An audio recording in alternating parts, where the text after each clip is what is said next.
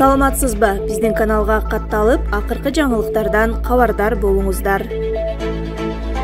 ЖККнын Кыргызстандагы машыгуусуна Тажикстан катышпайт. Жамааттык коопсуздук келишими уюмунун Кыргызстанда өтө турган Рубеж 2021 аскердик машыгуусуна Тажикстандын өкүлдөрү катышпайт.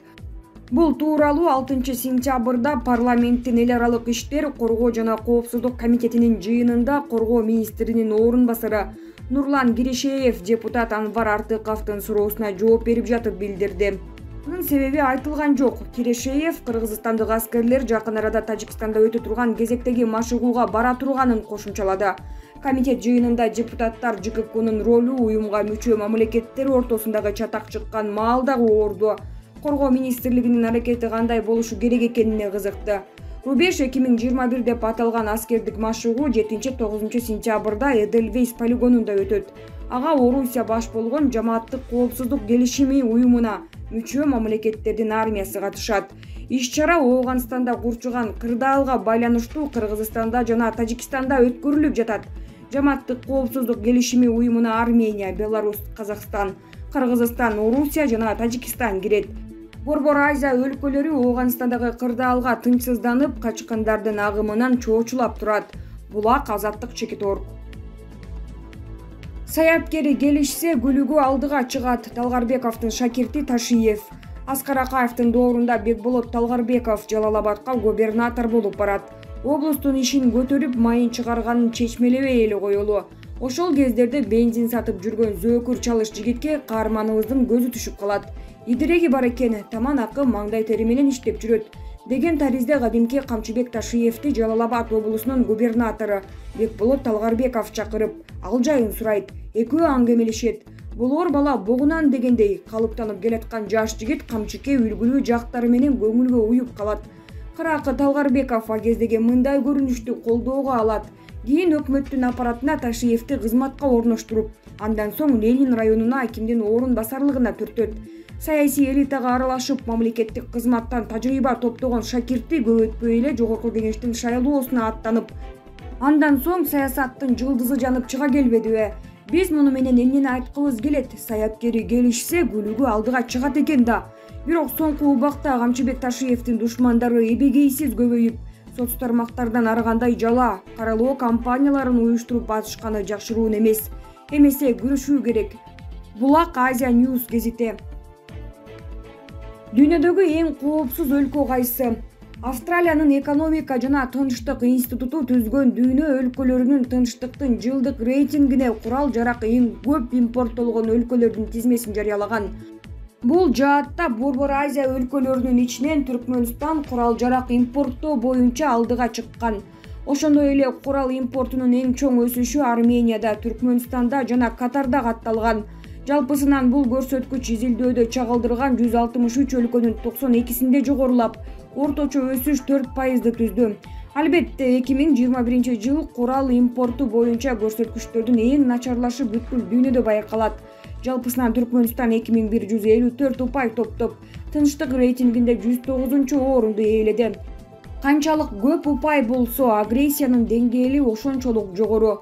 Бул бардык Борбор Азия өлкөлөрүнүн эң начар көрсөткүчү.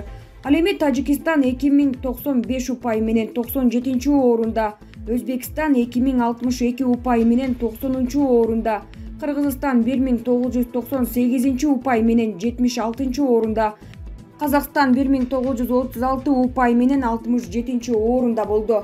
Ошол эле Орусия 2993 упай менен 154 орунду, АКШ 2337 упай менен 122 орунду ээледи.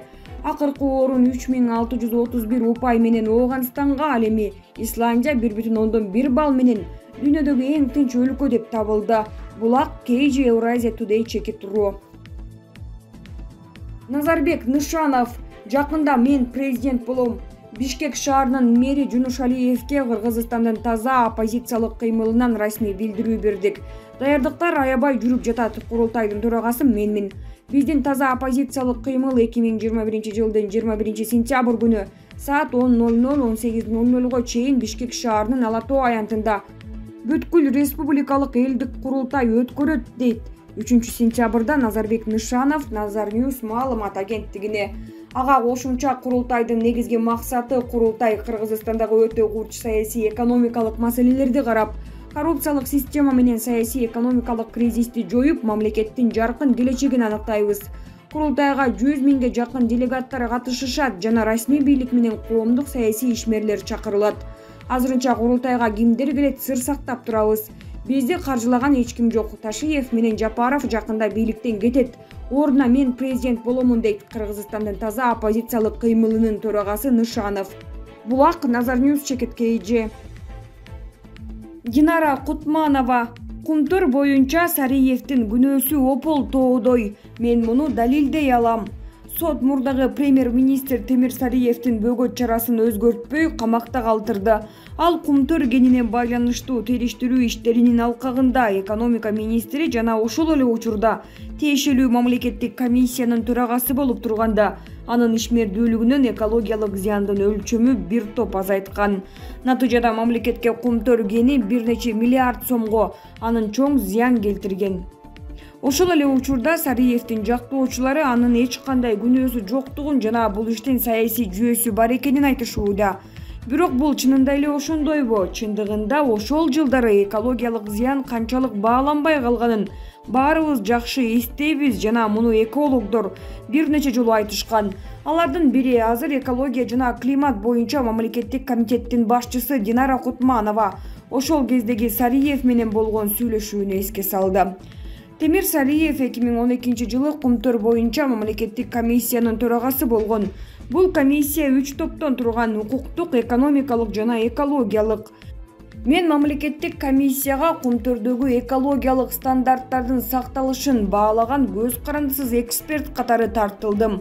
Мыйзам бузуулар, тактап айтканда Давыдов жана Лысым өңгүлөрүндө бош тектердин мыйзамсыз сакталышы, тоо кендеринин калдыктары аныкталган дейт ал. Анын айтымында бул суу жөнүндө мыйзамдын 46 жана 47 беренелерин жана суу кодексинин 67 беренесин бузуу болуп саналат. Мыйзам бузулганда санкция, башкача айтканда мыйзам бузуу үчүн айып пул каралган. Ал эми өкмөт методиканы бекитет жана ошол учурда биз бул мыйзам бузууларды аныктаганыбызда табигый түрдө иштеген эсептөөлөр боюнча санкциялардын өлчөмү аныкталган. Бул бош тектердин массасы көбөйтүлгөн жана эсептелинген коэффициенттер бар. Мисалы экологиялык стандарттарга жана талаптарга жооп бербеген тыюу салынган жерлерде таштандыларды сактоо жана көмүү үчүн 4 коэффициенти бар. 2 коэффициенти бар, бул 2 эсе көбөйүү. 5 коэффициенти бар чектен ашкан жайгаштыруу үчүн.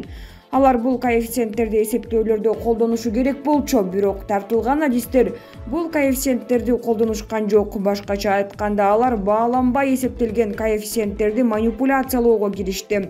Натыйжада таштандылардын көлөмү болжол менен 60 эсеге азайды деп белгиледи Кутманова.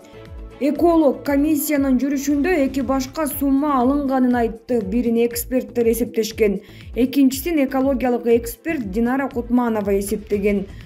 Жолугушуулардын биринен кийин мамлекеттик комиссиянын төрагасы Темир Сариев көз карандысыз эксперттин калууну суранган. Ал мен санаганым чоң сумма экенин айтты. Мен муну мыйзамга ылайык болушу керек деп эсептейм. Мыйзам бузуу бул бар жана биз баарын мыйзамдын чегинде кылышыбыз керек деп жооп бердим. Ал эми Темир Сариев Сентера мындай сумманы төлөй албайт жана жылына 10 миллионго жакын болот деп кайра эсептеп чыгуу керектигин айтты. Башкача айтканда 15 жыл болсо, анда болжол менен 150 миллион. Мен мыйзам боюнча кандай болсо ошондой кабыл алам дедим да, ал суранганын аткаруудан баш тарттым. Экөөбүз уруша кеттик, мен кетип калдым. Ошондон кийин ал жолугушууларда мени сүйлөтпөйм деп мага тоскоолдук кыла баштады. Мен эч кандай эксперт эмессиң, көчөдөн келгенсиң деп айта баштады. 2021 жылы комиссия болгондо биз кайрадан баарын мыйзамга ылайык эсептеп чыктык. Албетте Темир Сариев күнөөлүү, бул менин жеке оюм. Ал эсептөөдө методологияны бузууга жол бергени үчүн күнөөлүү. Башкача айтканда ал бааны төмөндөтүүгө салымын кошкон, тагыраагы төмөндөтүлгөн эсептөөлөрдөгү кабыл алынган. Андан кийин ал кайра сыналгыдан мени туура эмес эсептеди деп айыптады. Бирок ал ачык эле бааны төмөндөтүп койгон.